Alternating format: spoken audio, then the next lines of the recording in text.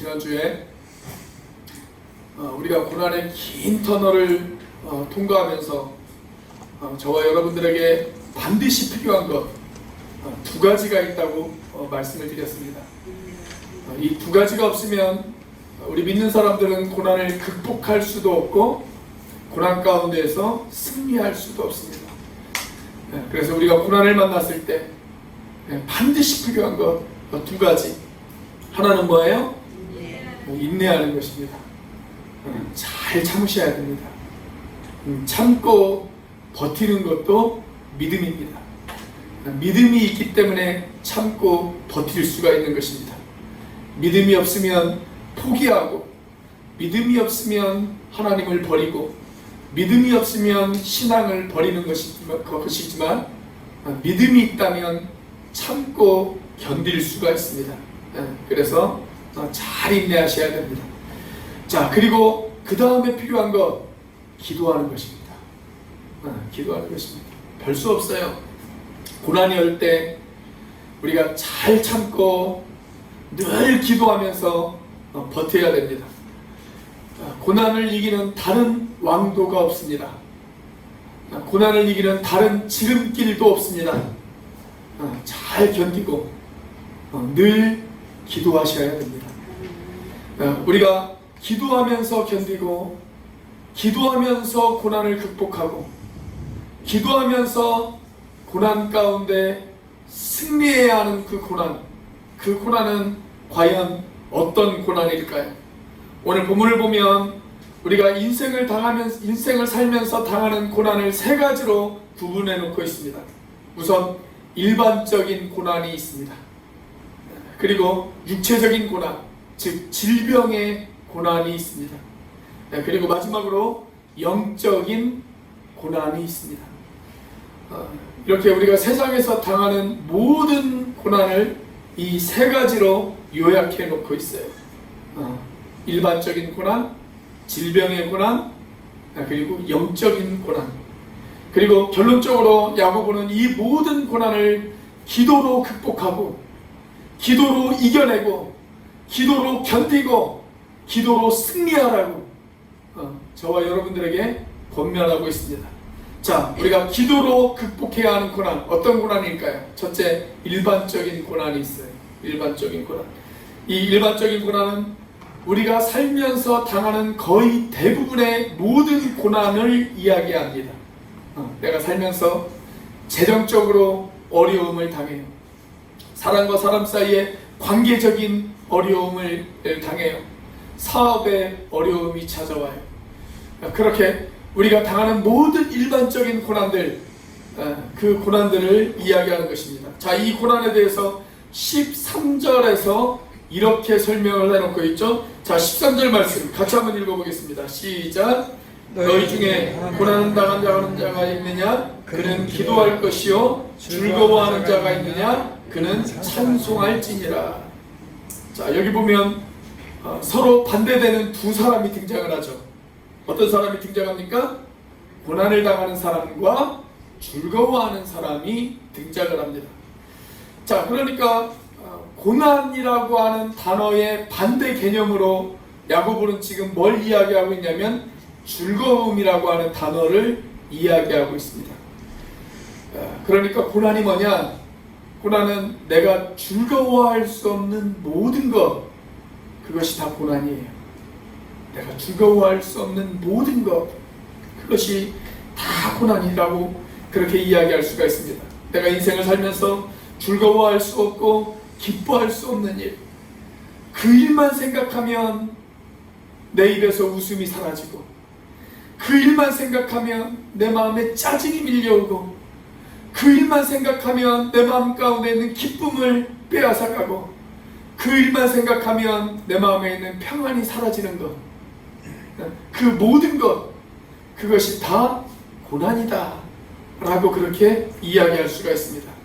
자, 그런데 오늘 성경은 뭐라고 이야기를 하고 있어요? 너희 중에 고난을 당하는 자가 있느냐? 그 사람은 무엇을 할 것이라고요? 기도할 것이요. 그렇게 이야기합니다. 기도해라. 우리가 인생을 살아가면서 결코 좋아할 수 없는 일들, 내가 인생을 살아가면서 결코 즐거워할 수 없는 일을 만나거든 내가 인생을 살아가면서 결코 기뻐할 수 없는 그런 일을 만나거든 기도해라. 그렇게 이야기하고 있어요.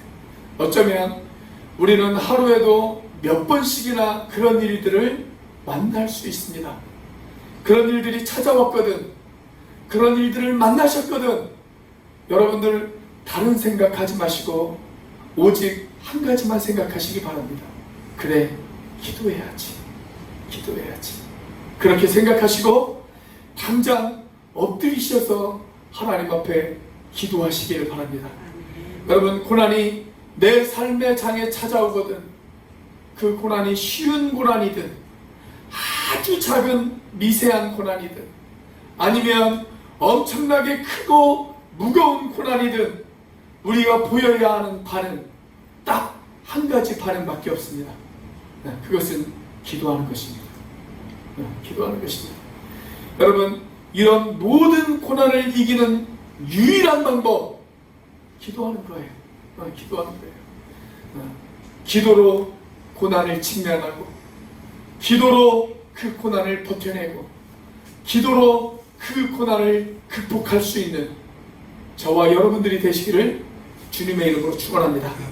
자, 우리가 기도로 극복해야 하는 고난, 어떤 고난일까요? 두 번째로 질병의 고난이 있습니다.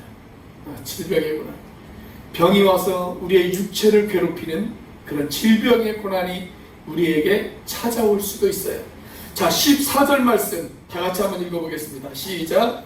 너희 중에 병든 자가 있느냐? 그는 교회의 장로들을 청할 것이요 그들은 주의 이름으로 기름을 바르며 그를 위하여 기도할지니라.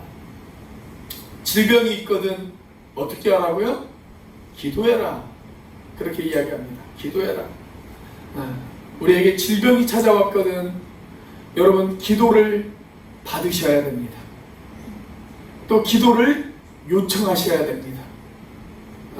내가 기도를 요청하려면 어떻게 해야 될까요? 자신의 고난과 아픔을 교회 공동체에게 알려야 되겠죠. 알리는 것이 기도를 요청하는 것 아니겠어요? 여러분, 그러니까 고난이 왔을 때 그 고난을 교회 공동체에 알릴 줄 알아야 됩니다. 그걸 자존심 상한다고 생각하지 마십시오. 그걸 창피하다고 생각하지 마십시오. 알리셔야 돼요. 어떤 분들은 자신이 고난이 왔을 때 전혀 그 고난을 알리지도 않고 교회가 내 고난을 몰라준다 그렇게 이야기하시는 분들이 있어요. 여러분, 알려야 합니다. 안 알리면 몰라요. 그렇기 때문에 내 삶 가운데 고난이 왔을 때, 내 삶 가운데 질병의 아픔이 찾아왔을 때, 내 삶 가운데 여러 가지 고난과 슬픔이 내 삶을 엄습했을 때, 그때 그것을 자존심 상한다고 생각하지 마시고 교회 공동체에 알리셔야 돼요. 절대 혼자 아파하지 마십시오. 제발 부탁드립니다. 여러분들 혼자 아파하지 마십시오. 지금 내가 겪는 고난이 어떤 종류의 고난이든지, 지금 내가 겪고 있는 아픔이 어떤 종류의 아픔이든지, 그 육체적인 질병이 어떠한 질병이든지 여러분 그것을 교회 공동체에 알리셔야 돼요. 어쩌면 교회가 존재하는 목적은 바로 그것 때문에 교회가 존재하는 것일 수도 있습니다. 우리가 함께 고난 속에서 그 고난의 아픔을 함께 나누고 그 고난의 아픔 속에서 함께 서로를 위로하고 그리고 함께 기도하면서 그 고난을 이겨내라고 주님이 우리에게 허락하신 공동체, 그 공동체가 바로 교회 아니겠어요? 그렇기 때문에 여러분들이 아픔이 찾아왔을 때, 슬픔이 찾아왔을 때 그것을 혼자 아파하지 마시고 그것을 알리시고 교회 공동체의 기도를 요청하시고 그리고 함께 기도하실 수 있는 저와 여러분들이 되시기를 주님의 이름으로 축복합니다. 여러분, 우리가 아픔을 같이 나누면서 그리고 함께 기도로 그 고난을 이겨낸다면 그것은 우리가 함께 이겨내는 거예요. 함께 승리하는 것입니다. 그렇기 때문에 결코 여러분의 고난과 고통을 혼자 겪고 혼자 아파하고 혼자 슬퍼하고 혼자 눈물 짓지 마시고 같이 나누세요. 여러분들의 목장 안에서 목장 식구들과 그 고난을 나누세요. 그 고난을 함께 나누며 함께 기도하면 반드시 함께 승리할 수 있을 줄로 믿습니다. 자, 그렇게 함께 기도하는 사람들을 향해서 오늘 성경은 이렇게 이야기합니다. 15절입니다. 자, 15절 말씀 같이 한번 읽어보겠습니다. 시작. 믿음의 기도는 병든 자를 구원하리니 주께서 그를 일으키시리라. 혹시 죄를 범했으라도 사하심을 받으리라. 자, 16절도 같이 읽습니다. 그러므로 너희 죄를 서로 고백하며 병이 낫기를 위하여 서로 기도하라. 의인의 강구는 역사하는 힘이 큼이니라. 자, 여기 병을 이야기하면서 동시에 무엇을 이야기하고 있냐면 죄를 이야기하고 있습니다. 병과 죄를 동시에 이야기하고 있어요. 그러면 모든 병이 죄 때문에 생기는 것은 아닙니다. 그런데 어떤 병은 죄 때문에 생기는 병도 있습니다. 그래서 나에게 병이 찾아왔을 때 나 자신을 뒤돌아보면서 이런 생각을 한번 해보셔야 됩니다. 혹시 나에게 죄가 있지는 않는가? 내가 하나님 앞에 회개할 것이 있지는 않는가? 그걸 한번 생각해 보셔야 돼요. 그리고 나에게 흠이 발견되거든, 나에게 죄가 발견되거든, 자기의 부족하고 연약한 모습이 발견되어지거든, 그것을 하나님 앞에 자백하며 기도할 줄 알아야 됩니다. 자, 그런데 우리가 반드시 조심해야 될 것은 하나 있어요. 내 삶 가운데 질병이 찾아왔을 때 나 자신을 뒤돌아보는 것은 필요해요. 나 자신을 뒤돌아보는 건 필요해요. 내가 혹시 죄를 짓지는 않았나, 그러면서 내 자신을 뒤돌아보는 것은 필요해요. 그런데 내가 다른 사람들의 병을 죄 때문이다 라고 정죄할 권한은 우리에게 없습니다. 우리가 그것만큼은 조심하셔야 돼요. 내가 내 자신을 뒤돌아보면서 혹시 이 병이 죄 때문에 찾아오지는 않았나 라고 뒤돌아보는 것은 필요한데, 다른 사람을 바라보면서 야, 너에게 그 고난이 찾아온 건 너의 죄 때문이야, 너에게 그 질병이 찾아온 건 너의 죄 때문이야, 이렇게 정죄하는 것, 그것은 또 다른 죄를 짓는 것일 수 있어요. 욥의 세 친구들이 그러했잖아요. 그래서 내 자신을 돌아보는 건 필요하지만 내가 다른 사람들을 정죄하는 것, 그것만큼은 조심하셔야 됩니다. 조심하셔야 돼요. 자, 그런데 그럼에도 불구하고 여기서 야고보는 16절에 뭐라고 이야기를 했냐면 너희 죄를 서로 고백하며 이렇게 말씀하고 있습니다.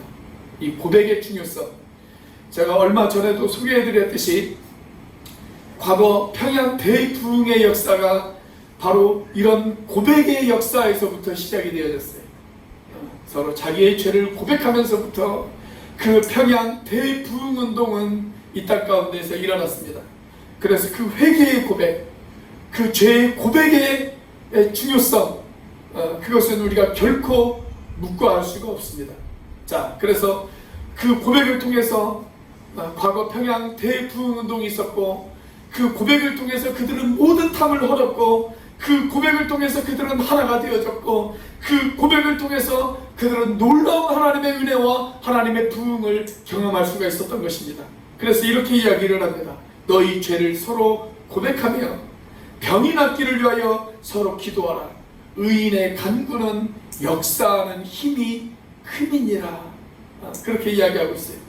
자, 그런데 여기에서 말하는 의인이 어떤 사람이냐? 어떤 사람일까요?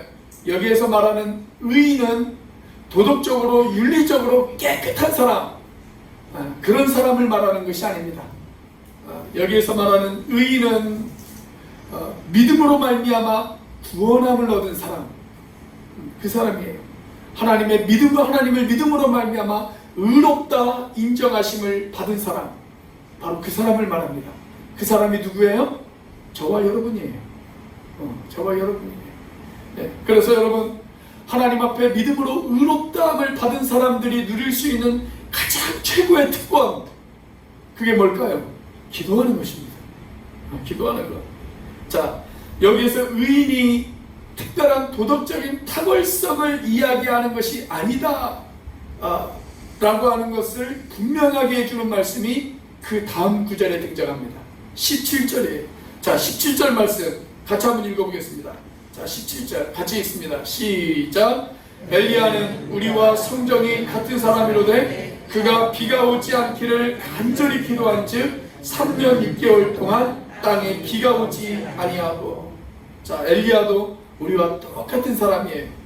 똑같이 연약한 사람, 똑같이 죄를 범할 수 있는 사람, 똑같이 흔들릴 수 있는 사람, 똑같이 실패할 수 있는 사람이지만 그가 기도할 때 하늘의 문이 열렸고 그가 다시 기도할 때 하늘의 문이 닫힐 수 있었던 이유, 그것은 기도였습니다. 기도였어요. 하늘을 열기도 했고 하늘을 닫기도 했던 엘리야의 비밀, 그 사람이 무슨 뛰어난 사람이어서가 아니라, 그 사람이 무슨 탁월한 도덕적인 의인이어서가 아니라 우리와 똑같은 성정의 사람이었지만 그에게는 간절한 기도가 있었기 때문에 그것이 가능했다 라고 성경은 저와 여러분들에게 그렇게 이야기하고 있어요. 그렇습니다, 여러분. 간절한 기도의 무릎으로 우리에게 주어진 모든 고난의 순간순간들을 이겨내시는 저와 여러분들이 되시기를 주님의 이름으로 축원합니다. 기도로 승리하십시오. 기도로 이겨내십시오. 기도로 그 고난을 극복하십시오. 그 기도가 우리에게 승리를 가져다 줄 것입니다. 자, 마지막 세 번째로 우리가 기도로 극복해야 하는 고난, 어떤 고난일까요? 영적인 고난이 있습니다. 영적인 고난. 자, 마지막 고난은 영적인 고난이에요. 우리가 살면서 당하는 여러 가지 고난들이 있죠. 물질적인 고난도 있고 질병의 고난도 있고 관계에서 오는 고난도 있고 많은 고난들이 있습니다. 자, 그런데 그 많은 고난 중에서 가장 힘들고 가장 어렵고 가장 큰 고난, 그것은 바로 영적인 고난이라고 이야기할 수가 있습니다. 영적인 고난. 아마 여기 마지막 두 구절에서 언급하고 있는 영적인 고난은 신앙생활을 잘 하다가 갑자기 그 신앙이 흔들렸어요. 네, 그래서 영적으로 낙심하고 방황한 그런 사건들을 경험한 사람을 가리켜서 지금 이야기하고 있는 것이라고 그렇게 생각이 되어집니다. 자, 19절 말씀을 같이 한번 읽어보겠습니다. 19절 시작. 내 형제들아, 너희 중에 미혹되어 진리를 떠난 자를 누가 돌아서게 하면. 자, 20절 말씀도 같이 한번 볼게요. 너희가 알 것은 죄인을 미혹된 길에서 돌아서게 하는 자가 그의 영혼을 사망에서 구원할 것이며 허다한 죄를 덮을 것이니라. 자, 여기 19절과 20절에서 이야기하는 그 대상, 어떤 사람을 그 대상으로 지금 이야기하고 있는 것 같습니까? 안 믿는 사람을 대상으로 이야기하는 것 같습니까? 아니면 믿다가 낙심한 사람을 그 대상으로 이야기하는 것 같습니까? 저는 이미 답을 먼저 드리고 질문을 던지는 스타일입니다. 어떤 사람인 것 같아요? 예, 대부분의 성경학자는 믿다가 낙심한 사람들을 가리키는 것이다, 그렇게 이야기합니다. 저도 같은 생각입니다. 자, 문맥 속에서도 그것이 더욱 뚜렷하게 나타납니다. 지금까지 고난과 시험을 쭉 이야기하다가 갑자기 영적인 고난을 이야기하고 있어요. 영적인 고난. 안 믿는 사람들을 가리켜서 하는 말씀이 아니라 믿다가 낙심되어진 그런 사람들을 가리켜서 지금 이야기하고 있는 것이라고 생각이 되어져요. 여러분, 우리가 신앙생활을 잘하다가 어느 날 갑자기 우리의 신앙이 흔들릴 때가 있어요. 그럴 수 있습니다. 그래서 미혹되어져서 진리 가운데에서 떠나는 그런 사람들도 종종 있어요. 신앙생활을 잘하다가 갑자기 그 진리 가운데에서 흔들려서 진리를 떠나버리는 그런 사람들이 있어요. 이것은 가장 커다란 영적인 고난이다 라고 그렇게 이야기할 수가 있습니다. 여러분, 내 믿음이 흔들리는 사건, 갑자기 신앙생활하는 것이 의미가 없는 것처럼 그렇게 느껴지고, 갑자기 믿음 생활을 떠나고 싶은 그런 충동을 느끼고, 그래서 믿음의 길을 포기하는 그런 사람들을 우리는 종종 볼 수가 있지 않습니까? 이것은 우리가 겪을 수 있는 모든 상황과 환경 가운데에서 그 어떤 고난보다 가장 큰 고난이다 라고 그렇게 이야기할 수가 있습니다. 육체적인 질병으로 인해서 당하는 고난보다 더 큰 고난입니다. 물질로 인해서 당하는 고난보다 더 큰 고난이라고 이야기할 수가 있습니다. 여러분 한번 생각해 보세요. 우리 영혼의 생명의 그 뿌리가 우리 주님이시잖아요. 그런데 그 뿌리 대신 주님으로부터 떠나겠다라고 이야기하는 것, 여러분 그것보다 더 큰 고난이 어디 있겠어요? 그래서 가장 큰 고난이라고 이야기할 수가 있습니다. 그런데 그들을 위해서 서로 붙잡아주고 그들을 위해서 기도해주는 일, 그것처럼 소중한 일은 없다. 지금 야고보가 그 이야기를 하는 거예요. 그 이야기를 하는 겁니다. 믿음에서 떠나가는 사람들, 진리 가운데서 떠나려고 하는 사람들, 그들을 붙잡아주고 그들을 위해서 기도해주는 일, 그것보다 더 소중하고 그것보다 더 중요한 일은 없다. 그 이야기입니다. 저는 교회 공동체가 존재하는 이유가 바로 그것 때문이라고 생각합니다. 그냥 교회 나와서 예배만 드리고 가는 사람들, 교회에서 아무런 관계를 형성하지 못하고 교회에서 교회 생활 가운데 깊이 뿌리 내리지 못하고 그냥 교회 와서 예배만 드리고 가는 사람들, 여러분 그런 사람들은 고난이 와도 자기를 붙잡아 줄 수 있는 사람이 없어요. 자기를 붙잡아 줄 사람이 없습니다. 그런데 교회 공동체에서 서로 교제를 나눠요. 교회 공동체 식구들과 깊은 뿌리를 내려요. 관계를 맺어요. 그런 좋은 교제가 있는 사람들은 내 신앙이 다소간 흔들릴 때 나를 붙잡아주는 사람들이 있어요. 형제님, 그러면 안 돼요. 자매님, 그러시면 안 돼요. 그렇게 나를 붙잡아줄 사람이 있다는 것, 여러분 그것은 얼마나 커다란 축복입니까? 그리고 내 신앙이 흔들릴 때, 내 신앙이 연약해졌을 때 나를 위해서 기도해 줄 수 있는 사람이 있고 나를 위해서 걱정해주고 염려해 줄 수 있는 사람이 있다는 것, 여러분 그것은 얼마나 큰 축복이에요. 그리고 그렇게 떠나려고 하는 사람들을 붙잡아주고 떠나려고 할 때 그들의 마음을 돌이키게 하고 그리고 그들을 위해서 기도해주고 그들을 위로해주는 일, 이것보다 더 존귀한 일은 없다. 그것은 한 생명을 살리는 것이고 그것은 영혼을 구원하는 것이고 그것은 한 영혼이 죄 가운데 빠지려고 하는 것을 건져내는 것이고 그것은 한 영혼을 바로 서게 하는 것이라고. 오늘 야고보는 야고보서 5장을 마무리하면서 그 마지막 절에 그렇게 우리에게 이야기하고 있지 않습니까? 그것은 곧 생명을 살리는 것이다. 그 이야기를 하고 있는 거예요. 여러분 성경에 보면 이런 말씀이 있습니다. 너희가 서로 돌아보아 사랑과 선행을 격려하며, 그런 말씀이 있어요.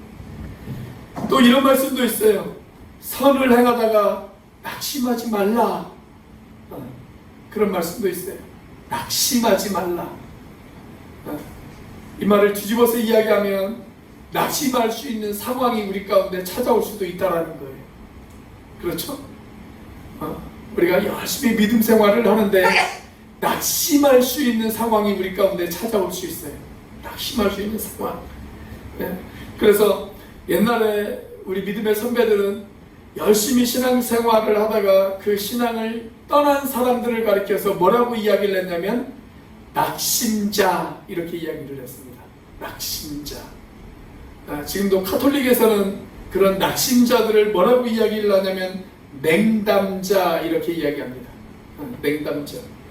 여러분, 우리가 이렇게 마음이 흔들리고 마음의 상처를 입고 그리고 생명의 나무 대신 그 주님으로부터 떠나려고 하는 사람들, 그들을 돌봐주고 그들을 위로하고 그들을 격려하고 그들을 붙들어주고 그들을 위해서 기도해주는 일, 그것보다 존귀한 일은 없다. 그렇습니다. 여러분, 어렵고 힘든 지체들이 있다면 그들을 돌아보고 기도해주는 일에 힘쓰시기를 바랍니다. 어떤 사람들은 한 공동체 안에 있어도 다른 사람들의 어려움이나 다른 사람들의 즐거움에 전혀 관심이 없는 사람들이 있어요. 그냥 예배만 드리고 가는 사람들, 다른 사람들의 어려움을 들어도 기도하지 않고, 다른 사람들의 즐거운 일이 있을 때 같이 축하해 주지 않고, 그냥 나홀로 막대기처럼 그렇게 신앙생활하는 사람들, 그런 사람들이 있어요. 여러분, 그런 사람들은 아픔과 슬픔이 그 사람에게 찾아왔을 때도 누군가 그 사람을 위로해 주지 못합니다. 그러나 내가 다른 사람들이 아픔을 당했을 때 그 사람들을 돌아봐요. 다른 사람들이 슬픔을 당했을 때 그 사람들을 돌아봐요. 다른 사람들이 어려움 가운데 있을 때 그 사람을 위해서 기도해줘요. 그러면 내가 위로해주고 내가 기도해준 그 사람이 내가 슬픔을 당했을 때 나를 위로해주고 나를 기도해줍니다. 여러분, 그것이 바로 교회예요. 그것이 바로 교회예요. 바울은 그 교회를 건물에 비유했어요. 같이 서로를 위로하고 격려하며 같이 한 칸 한 칸 담을 쌓아가는, 벽을 쌓아가는, 너희는 교회라고, 너희는 성전이라고, 너희는 하나님 앞에 지어져가는 건물이라고 그렇게 이야기했습니다. 그렇습니다. 여러분, 우리가 좀 번거롭더라도, 내가 좀 내 시간을 투자하더라도, 내가 좀 귀찮더라도 여러분, 서로 돌아보고 서로 세워주고 서로를 위해서 기도해주는 일, 여러분, 그 기도로 그 고난을 같이 이겨내고 그 기도로 그 고난 가운데서 같이 승리를 맛보는 우리 온누리교회가 되어지기를 주님의 이름으로 축원합니다. 기도하시겠습니다.